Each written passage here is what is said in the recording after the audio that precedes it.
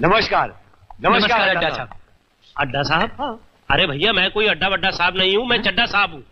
हाँ, चड्डा साहब। हाँ बोलिए। चड्डा साहब, वो आपका माल हमने तैयार कर दिया। जी हाँ। माल? कैसा माल? कौन सा माल? कहाँ का माल? आप लोग कौन है यार?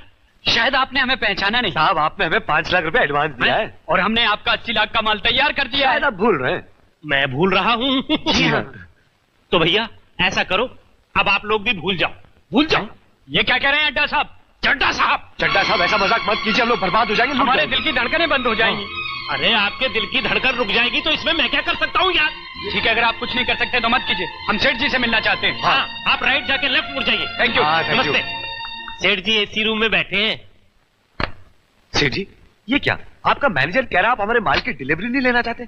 ऐसा गजब मत कीजिए सेठ जी, हमारा माल, हमारा घर बार सब नीलाम हो जाएगा, हम बर्बाद हो जाएंगे। यही तो मैं चाहता हूं।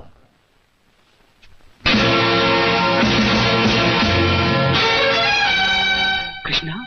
हाँ, वही आप लोगों का 2 कौड़ी का नौकर कृष्णा। वही कृष्णा जिसे कुत्ता कहकर उसके मुंह पर चाटा मारा गया था।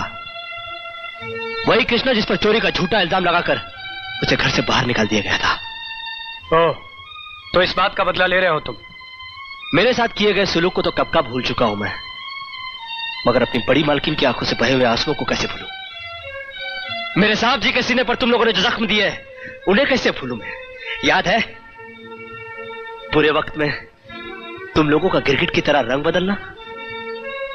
याद है गारंटी पेपर पर दस्तखत करने से इनकार करना? याद है कर्जदारों को दरवाजे पे से कार को ले जाना? याद है साहब जी को जबरदस्ती सिगार छोड़ने पर मजबूर करना?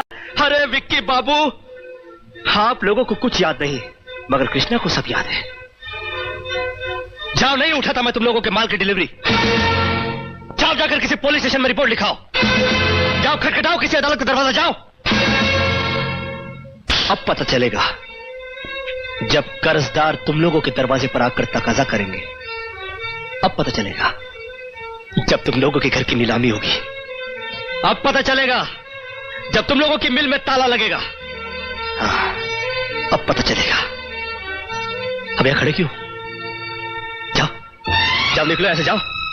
इससे पहले कि मेरे दरबार आकर तुम्हें यहां से धक्के मारकर निकाल दे, निकल जाओ यहां से। मैं कहता हूं निकल जाओ।